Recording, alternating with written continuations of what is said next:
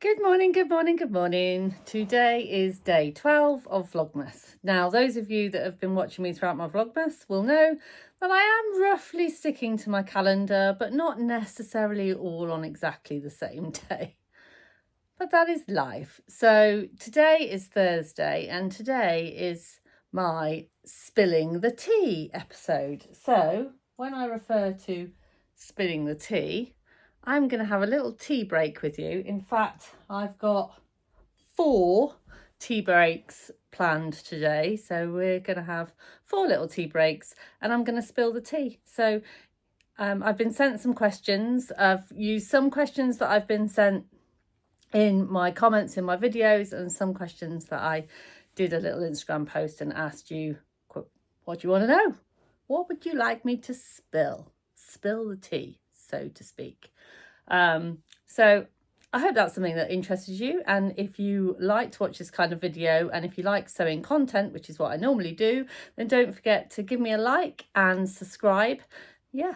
So what I'm wearing today, because I forget every time, this is a top. It's a McCall's top and I can't remember the number, but I made it for my Busy Bees challenge that I did a couple of years ago. I made it with some, I think it was Pound Fabrics fabric, and it's kind of all glittery and starry, so it feels like a little bit Christmas jumpery today. So I thought, right, and I've just got a Freya on underneath because it's definitely layering up kind of time of year.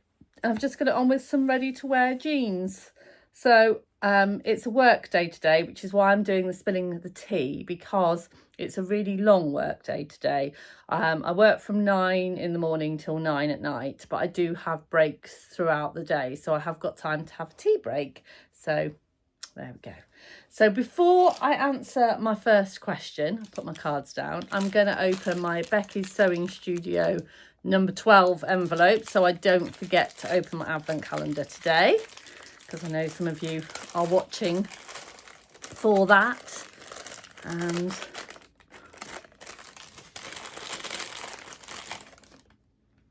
ooh, thread gloss. Oh, brilliant. It's a little bit of wax, I think, for making your threads. Yes, it is fantastic. So if you like to hand sew, this is great. I've actually got quite a few of these. But I haven't got one of these in my new caddy, so it can definitely go in there. So it's a little bit of wax and you pop it on the thread, and then it makes threading the needle easier, but it also means the thread goes through the fabric easier. It works particularly well with embroidery floss. So yeah, really handy. Thread gloss,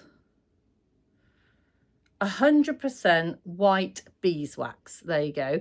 That, can you see that tiny writing? That's why I had to do the squinty face. So yeah, so spilling the tea.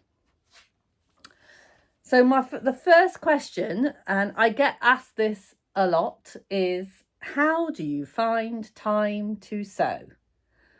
Well, I think this question it's a funny one, because how do you find time not to sew? For me, sewing is more than a hobby. It's become more than a hobby. It's kind of my life. I adore sewing. I want to make it part of my life. So I find time to sew because I find time to live. It's almost the same for me. It tends to be the first thing I do when I get up in the morning. Even if I'm not sewing, I'll get up in the morning, come into my sewing room and, do a bit of sewing admin. And it tends to be the last thing I do before I go to bed as well. Yeah, I just make the time. I prioritize it in my life. Sewing makes me happy, so I just find time to sew. And I've never really, I can honestly say I've never really experienced losing my sojo. I don't even know if that's a thing, but I'm always motivated to sew. I think about sewing all the time. It's always on my mind. So yeah, it's all, the question should almost be like, how do you find time not to sew? Because sometimes I do have to find time not to sew. I have to go, right, I'm not sewing today, I'm going to do this instead. I'm not sewing today, I'm going to prioritize, other things. So yeah, that's how I find time to sew. So the next question is, tell me more about space camps. So for those of you that have watched me before, I have kind of spoken a little bit, and obviously you can tell by the things that I like, the moon in my room and all of those kinds of things, that I do love space, and the name So Let's Sparkle comes from my love of stars and stargazing.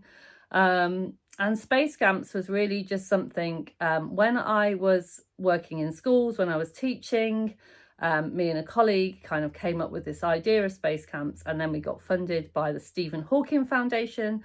So we started working for them, and we set up a educational program called Space Camps, which was basically a residential program. So we went into schools, we trained them up, we gave them a kit. The kit was tents and educational kind of tools. They had furry planets and all of those kinds of things. And then we would go into schools and train the teachers how to kind of put on a space camp. And then the idea was then the school would run the space camps annually or biannually or triannually. You know, we have schools that do space camps for every single class. So like they might do 10 a year. And so the idea is that kids have that kind of space education and that experience of space, and also the experience of sleeping over in school. So we aim this at primary children. So obviously they tend to have their first residential trip when they're in year 6. That can be quite a scary thing to go away. So the idea of doing a residential within your school. So the idea is that the children sleep over in the school building while stargazing. Now, some schools did kind of reach out and go further afield, but we wanted to make space camps really affordable. So the idea is that the children slept over in the school with a kind of space themed activity going on. And we trained teachers to do that. And I have to say, I'm really proud of space camps. I think it's one of my most proud achievements. It was a fantastic kind of quite a few years of my life. And space camps will always be part of me. And space camps really is the thing that gave me my ultimate sparkle. So without space camps, we wouldn't have had So Let's Sparkle with Sam.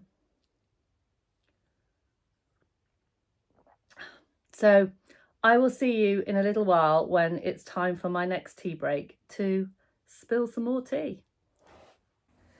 Hello. So it's my tea break time, so it's time to spill the tea.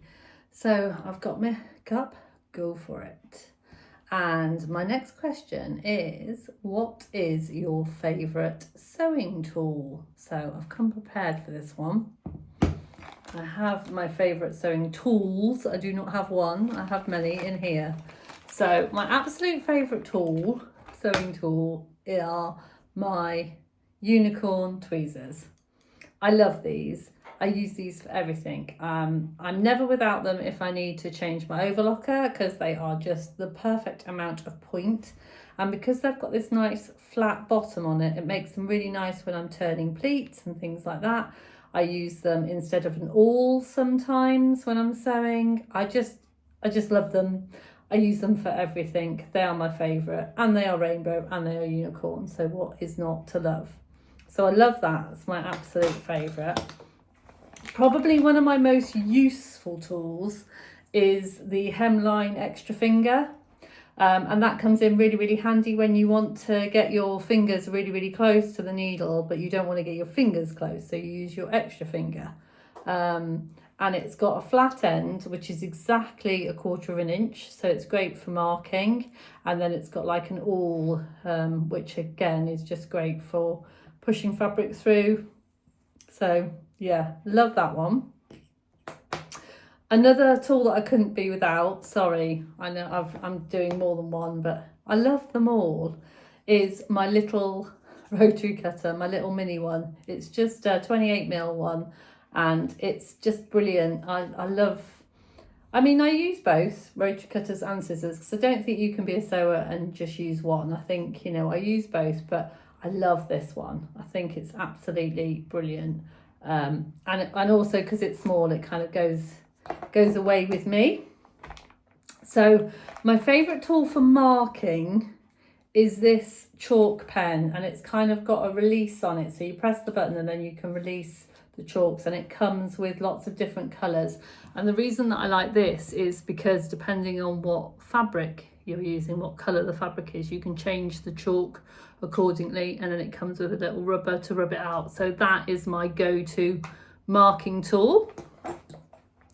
And then last but not least, it's actually a tool that I've made myself. Now this has been totally inspired by the lovely Luke, winner of the Sewing Bee, and these are these snaky weights, and they're just literally nuts and bolts that I found in the shed. Put them on a piece of cord, and then you can put them on your pattern pieces as pattern weights. And because they are snaky, they are great. You know, they can kind of, one goes a long way. And I've just made these myself, and I'm just waiting. I have actually asked my lovely Mr. Sparkles for some bigger bolts for Christmas. So that'll be an exciting one from Santa.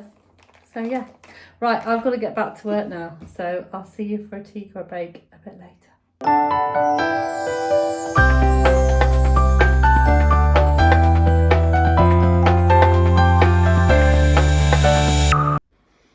Oh,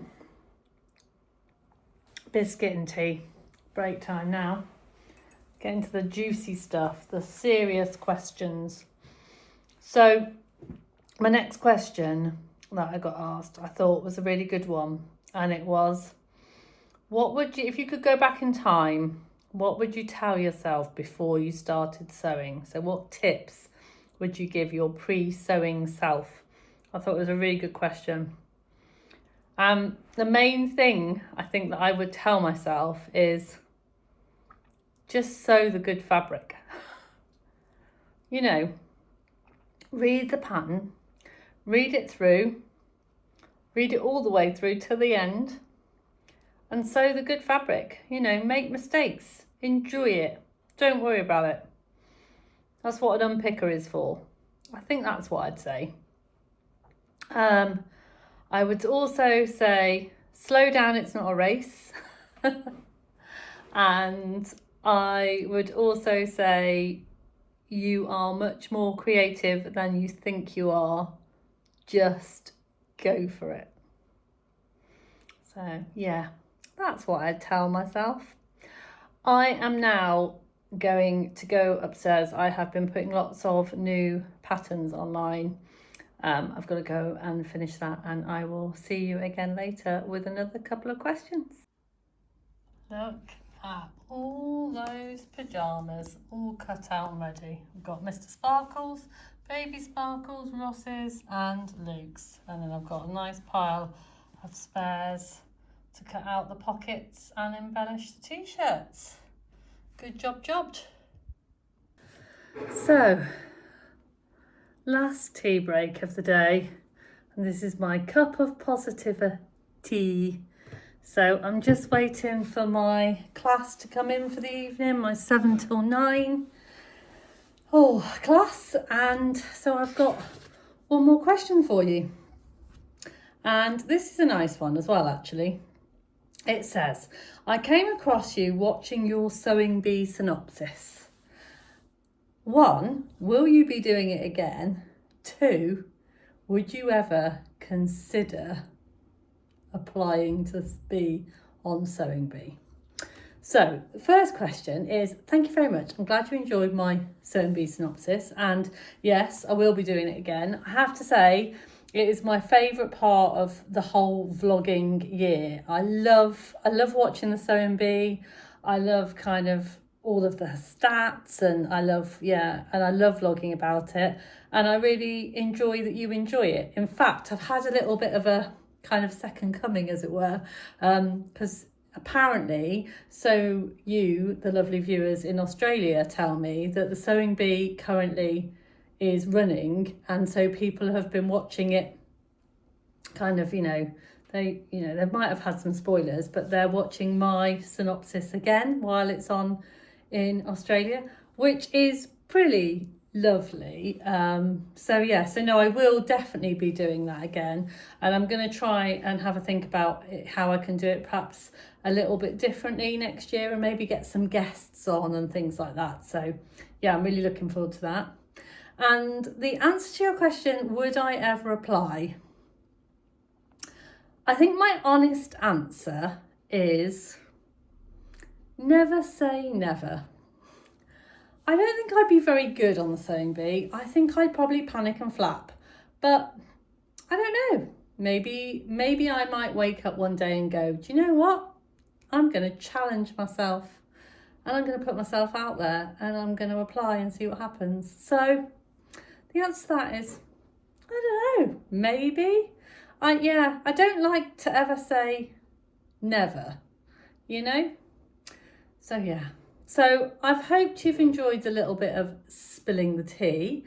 I am going to be doing another spilling the tea later in my Vlogmas. So, but I've run out of questions. So if you've got any questions that you want to ask me, then pop them down below.